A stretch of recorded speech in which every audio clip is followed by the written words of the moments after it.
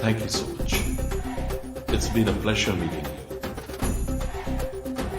అన్నగారు, మీ దర్శన భాగ్యం కలగడం నా పూర్వజన్మ సుకృతం.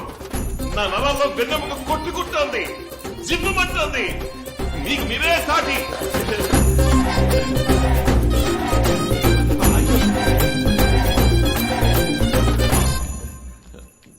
I don't like him.